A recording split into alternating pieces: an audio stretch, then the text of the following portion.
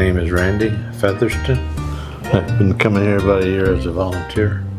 I'm Kate Featherston, and I've been coming here for 2 years and volunteering for 2 years.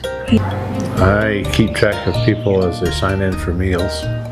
I color in a box that they show up, as long as they sign the register, and I keep track of that.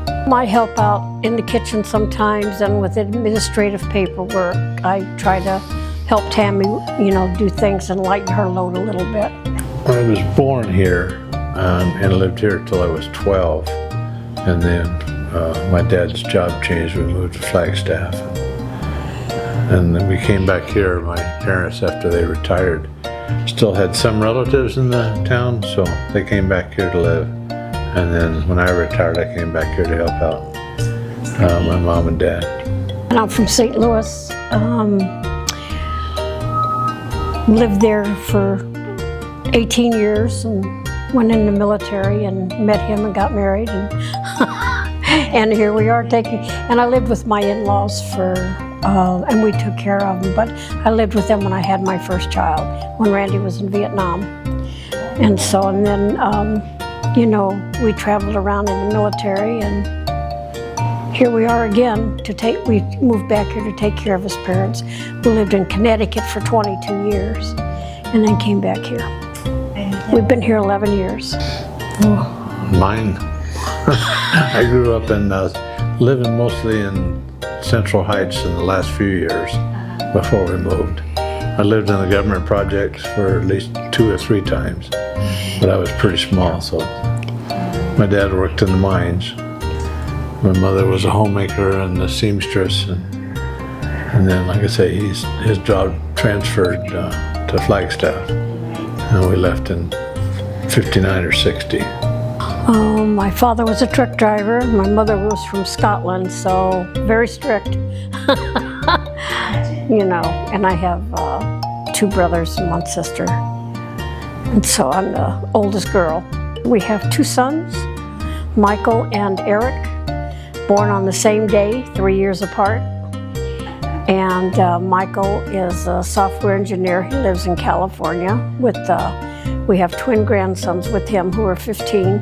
And then Eric lives in Connecticut with his wife and his youngest son. And then I have 2 grandsons with him, which is Jonas is almost 9 and Bailey will be 26 next month. All boys. Well, I'm retired from the Navy. I'd been in the Army. It's when Kate and I met. I was out for 6 years. I went to an apprenticeship as an operating engineer, worked in the trade, and then I joined the Navy when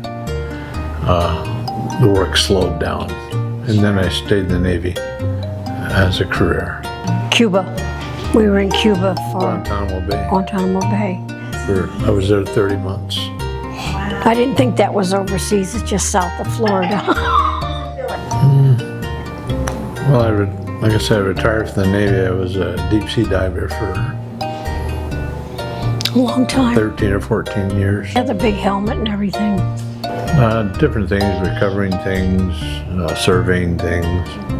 I worked for a while at a torpedo test range where the diving was mostly retrieving torpedoes after they were tested. And that was mostly in Canada. Just my boys following around. And I worked for the government and retired in 2009, so, but yep, following him around and taking care of the boys. Well, we worked for the Humane Society, volunteered over there before here for quite a few years, and we fostered 40 puppies. And he's been very patient with me and my animals, but he helps out. We just adopted a little Chihuahua mix. We just lost our German Shepherd a couple weeks ago, and then our Jack Russell 4 months ago. Yeah, they were, pretty up there.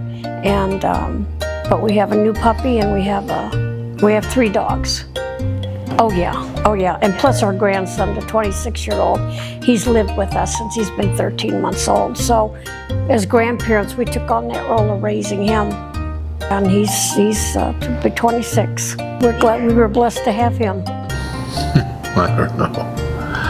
Just be patient, I think. Be kind, you know, be kind to the women, the wives who in the military who were lower ranked than us and needed, you know, someone to talk to or just someone to be nice, listen to their problems. Finish college earlier. If I'd stayed in college, I wouldn't have met her, so. That's right. It's hard to balance. We only knew each other 3 months when we got married. I don't know. We've grown together and we've matured together. Try to stay working. My best friend. Absolutely. Ups and downs, it's never always smooth. But work through it, it's worth it. Well, I don't know, being happy and being with your partner for so long. Healthy. I enjoy meeting people. I was more or less volunteered to come here to volunteer so I could remember people's names mostly. I was told, you know, I have to come over once a week. And we're here a lot more than that because we do a lot of different things. Gosh. I'm scheduled on Tuesdays, so. And I'm scheduled on Wednesdays and Fridays, but I come in to help out when they need something and they're short somebody, they give me a call. Really good that you have a good exercise program. Tammy is a wonderful manager. She just goes above and beyond for the seniors, making up bags for Valentine's Day, Christmas. Excuse me, we're getting ready to do Cinco de Mayo and just a lot of different things. She's always decorates and we have fun doing that. You know, we have fun doing that and just, you know, taking care of everybody. And I'm proud of this place. It's very, you know, makes me very proud. Wow. Spend a lot of time at home watching TV, which getting up and moving around is also part of this. It does. And it's funny because a lot of these people are younger than I am. And I don't feel like their mother. But you know, just the interaction is great. Now, they're always happy to see us when we volunteer and come in. And you know, they always talk about their family to us and all kinds of stuff. It's just very uplifting. Wow. I'd say take advantage of it. Just the companionship and meeting people and dealing with people other than family. I keep trying to find people that I knew when I lived here, but so far only one that I've talked to. So they've moved on. But you know, they get involved with, you know, if someone's sick, they make up a basket, or there's always cards, you know, and everybody enjoys signing them. And everybody is, you know, when you say, we just lost a member not too long ago, and he was very important. He sang songs and just did a lot of stuff. And he was, you know, it was a big loss, and they feel it. They feel that loss.